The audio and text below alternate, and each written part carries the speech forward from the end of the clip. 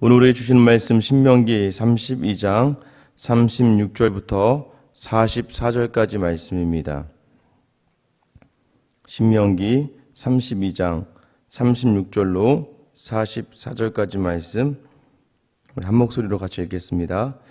참으로 여호와께서 자기 백성을 판단하시고 그 종들을 불쌍히 여기시리니 곧 그들의 무력함과 갇힌 자나 노인자가 없음을 보시는 때로다. 또한 그가 말씀하시기를 그들의 신들이 어디 있으며 그들이 피하던 반석이 어디 있느냐.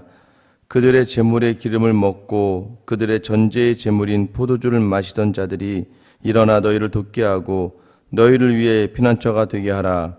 이제는 나 곧 내가 그인 줄 알라. 나 외에는 신이 없도다. 나는 죽이기도 하며 살리기도 하며 상하게도 하며 낫게도 하나니 내 손에서 능히 빼앗을 자가 없도다. 이는 내가 하늘을 향하여 내 손을 들고 말하기를 내가 영원히 살리라 하였노라. 내가 내 번쩍이는 칼을 갈며 내 손이 정의를 붙들고 내 대적들에게 복수하며 나를 미워하는 자들에게 보응할 것이라. 내 화살이 피에 취하게 하고 내 칼이 그 고기를 삼키게 하리니 곧 피살자와 포로된 자의 피요 대적의 우두머리의 머리로다. 너희 민족들아 주의 백성과 즐거워하라. 주께서 그 종들의 피를 갚으사 그 대적들에게 복수하시고 자기 땅과 자기 백성을 위하여 속죄하시리로다. 모세와 눈의 아들 호세아가 와서 이 노래의 모든 말씀을 백성에게 말하여 들리니라. 아멘. 하나님의 그 사랑, 이스라엘 백성을 향한 그 사랑, 결국 이제 하나님께서는 이스라엘 백성을 잠시 세상에 내어두시는 것이죠. 그러니까 이것은 하나님의 진노, 그것은 하나님께서 자기 백성을 치는 게 아니라 원래 이스라엘 백성이 하나님 없이 살아가야 될 세상을 경험하게 하시는 거예요.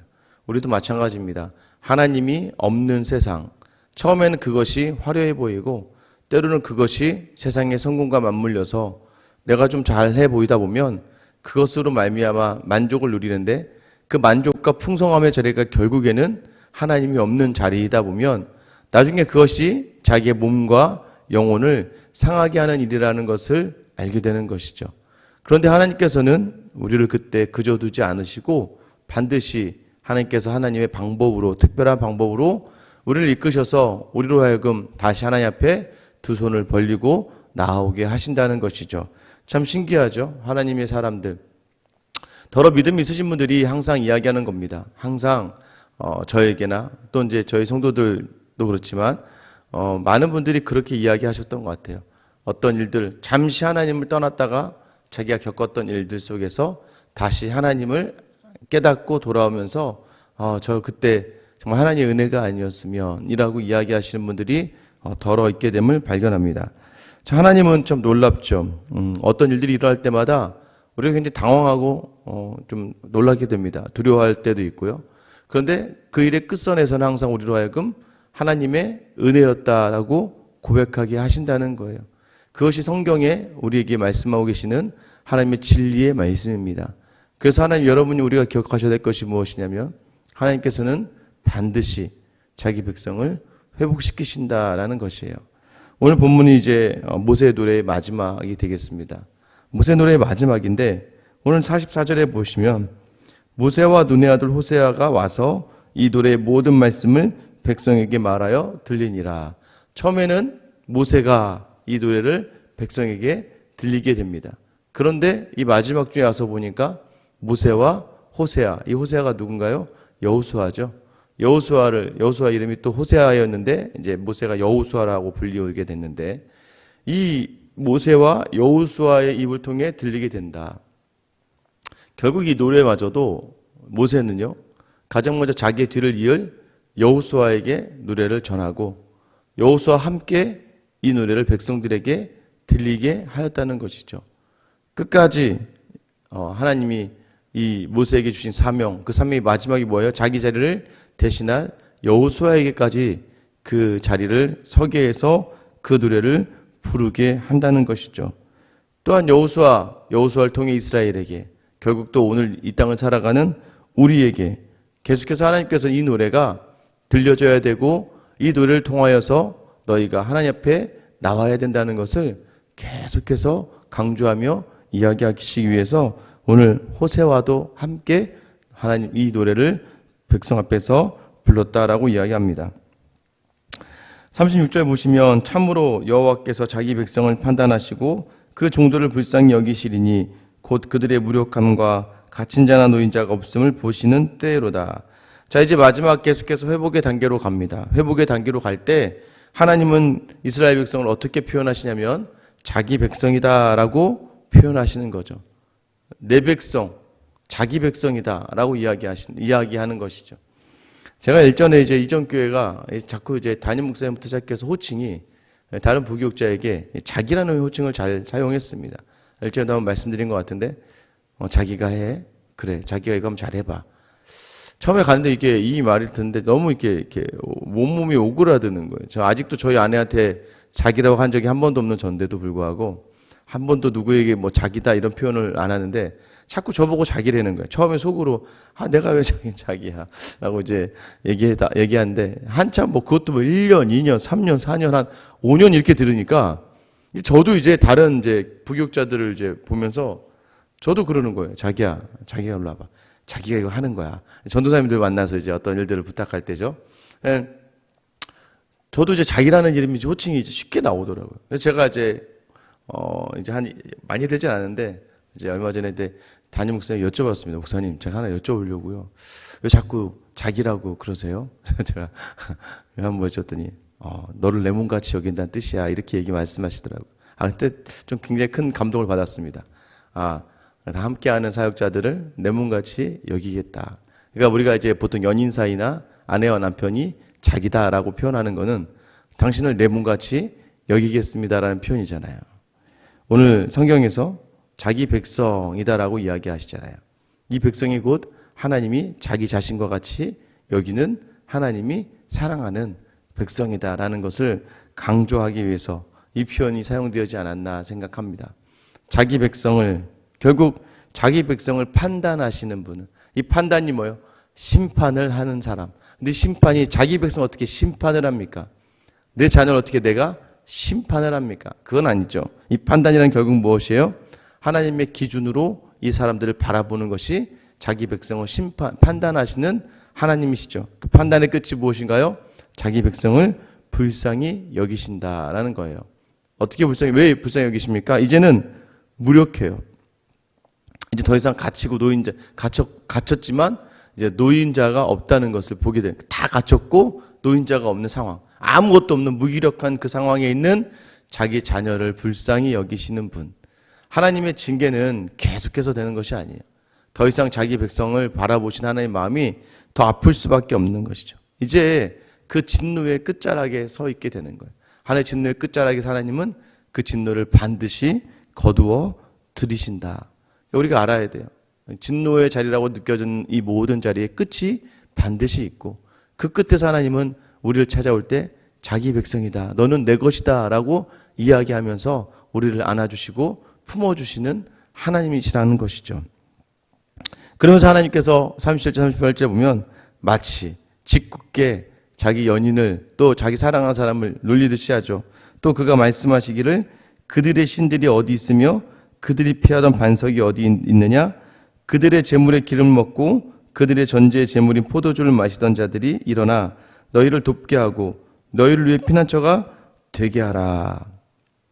이 하나님께서 이제 이스라엘 백성에게 야, 너희 신들 어디 있냐? 네가 그동안 피했던 반석은 어디 있어? 야, 그동안 너와 함께 그 재물 먹었던 사람들, 너에게 재물을 주었던 사람들, 그 사람들 보고 한번 도와보라고 해봐. 이게 뭐예요? 제가 얼마 전에 저희 큰딸, 이제 저희 첫째가 자꾸 이제 집에 있고, 그 친척 집에 가는 거 좋아해서 제가 보냈다고 하지 않았습니까? 그래, 가라. 엄마도 속이 좀 약간 상하고, 가고 싶다고 하니까 가서 하루 이틀 올 줄 알았더니 이제 안 오는 거죠. 그래, 이건 간 거. 좀 속은 상하지만, 이놈 부모 속은 몰라주고 하면서 보냈죠. 근데 보내면 어떻게, 아무리 뭐 고모집이라고 해도 지가 뭐 편하죠. 아무도 터치하지 않으니까.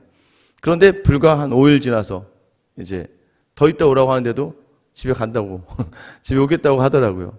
제가 이제 그때 뭐라고 했을까요? 더 있어. 거기 좋은데 왜 그래? 더 있다 와. 괜찮아. 더 있다 와. 하는데 아니라는 거죠. 아니야, 나 집에 갈 거야. 이게 우리 집과 남의 집의 차이입니다. 그죠? 가보면 별거 없습니다. 그런데 거기서 이제 우리 이제 조심해야 될 것이 무엇이에요? 거기서 이제 뭐 오지 마 하면서 소리 지르고 화내면 끝나는 거죠. 보통 이제 사춘기 때 어떻게 해야 됩니까? 사춘기 아이들은 그냥 놔둬야죠. 사춘기 아이들 그때는 뭐 자라나면서 본인에게 어떤 호르몬의 분비도 있고 여러 가지 이제 물리적인 영향들이 또 있다 보니까 그냥 놔두면 원래 자리로 돌아오는 아이들을 굉장히 많이 봅니다. 근데 부모가 그 사춘기를 바라보면서 뭔가를 다시 시도하려고 하고 그것을 이겨내지 못하게끔, 그러니까 그것을 바꾸려고 하다 보면 어떻게 되는 거예요? 그 아이가 엇나가게 되는 경우가 거기 있죠.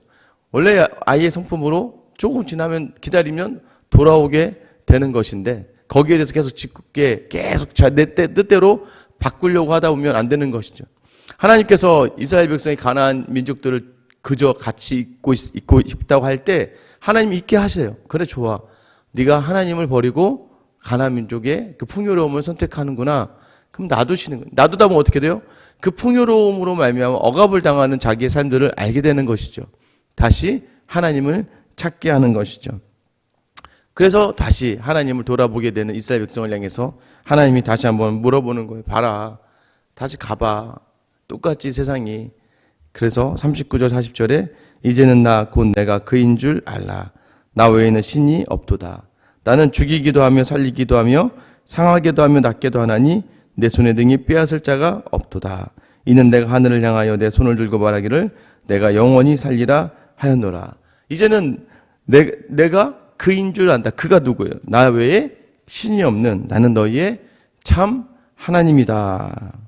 내가 왜 참 하나님이 되냐면 모든 인간의 살리기도 하고 죽이기도 하고 상하게도 하고 낫게도 하는 그 능력을 내가 그 누구에게도 빼앗기지 않았다. 이 사람의 인생의 모든 생사와 복에 주장하시는 분이 하나님이시다. 나 외에 다른 신이 없다는 걸 너희가 이제 알게 될 것이라는 것을 말씀하시는 거예요.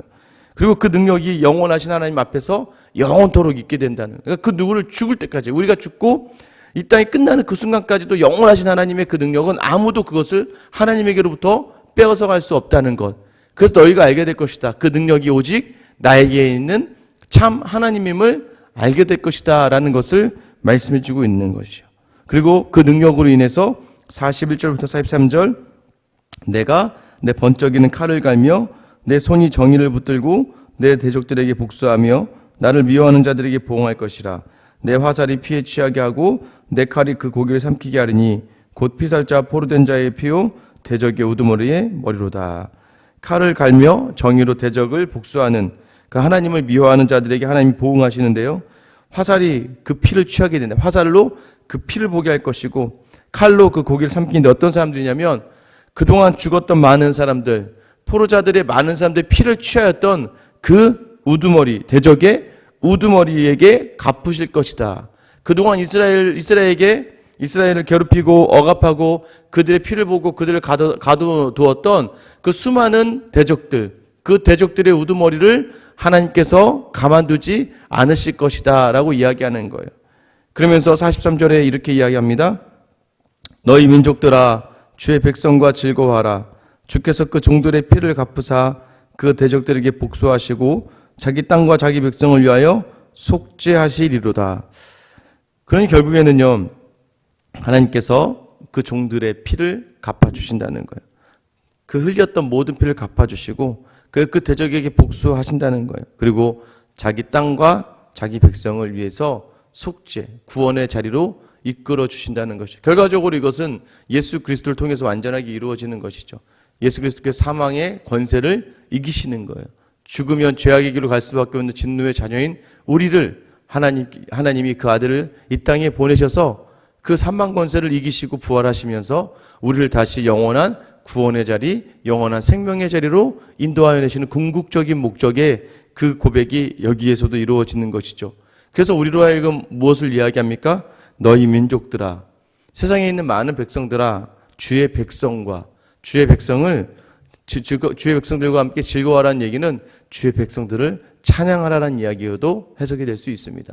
세상의 모든 백성들아, 주의 백성만이 온전한 영광 속에 있는 자들이다. 주의 백성들만이 온전한 그 기쁨을 누리는 자들이다. 주의 백성들만이 하나님의 살아계심을 드러낼 수 있는 하나님의 사람들이다 라는 것을 알게 하시는 선포가 마지막에 이어진다는 것이에요. 하나님께서는요, 우리로 하여금 세상 모든 민족의 찬양을, 세상 모든 민족의 우리를 바라보며 우리의 즐거움을 바라보며 부러워하게 하시는 그러한 분이세요. 하나님의 말씀에 순종하는 사람들을 하나님 반드시 기억하셔서 대적들을 쳐서 물리치시고 수많은 만민들 앞에서 함께 즐거워하게 하실 그 자리로 인도하시는 분이 우리 하나님이십니다. 모세와 함께 하셨던 이 약속의 말씀은요, 여호수아와도 함께 하시며 또 가나안 땅에서 그 일을 이루오셨고 결국 우리와도 함께 하시는 그 하나님의 언약의 말씀을 여러분이 마음에 확신하게 믿으시기 바랍니다. 오직 그분에게만 소망이 있는 거예요. 세상에 다른 신은 없는 거예요. 다시 한번 우리의 자리로 하여금 하나님은 다른 민족들로 하여금 함께 즐거워하는 자리로 나아가게 하신다는 거예요. 우리에게는 믿음으로 말미암아 우리만 기뻐하고 즐거워하는 것이 아니라 다른 모든 사람들에게 그 삶을 보일 줄 알아야 되는. 왜요? 하나님은 우리를 자기 백성 삼으셨고 기억하시며 우리의 모든 대적들을 반드시 보복하실 것이고 더 나아가서 세상의 모든 민족들로 하여금 우리를 바라보며 하나님 앞에서 즐거워할 수 있는 영광의 자리로 우리를 이끄시기로 작정하신 하나님이시기 때문입니다. 그래서 우리 인생 속에 우리가 말씀 안에 거한다면 우리의 삶은 항상 즐거워할 수밖에 없고 기뻐할 수밖에 없고 그 안에서 항상 하나님 주신 평강의 자리에 있을 수밖에 없는 거예요. 이것을 오늘 여러분이 속한 모든 사람들에게 보일 수 있어야 됩니다. 왜요? 하나님이 나를 자기 백성, 자기 자녀 삼아주셨기 때문입니다. 나를 온전히 자기 몸보다 더 귀하게 여기시며 그 아들을 이 땅에 보내시면서까지도 우리를 그 속죄하시고 우리를 그 즐거움의 자리로 이끌어주신 하나님을 기억하시면서 오늘 여러분의 삶의 모든 자리에서도 하나님을 기뻐할 수 있는 귀한 선택으로 나아갈 수 있기를 예수님의 이름으로 축원합니다. 이 시간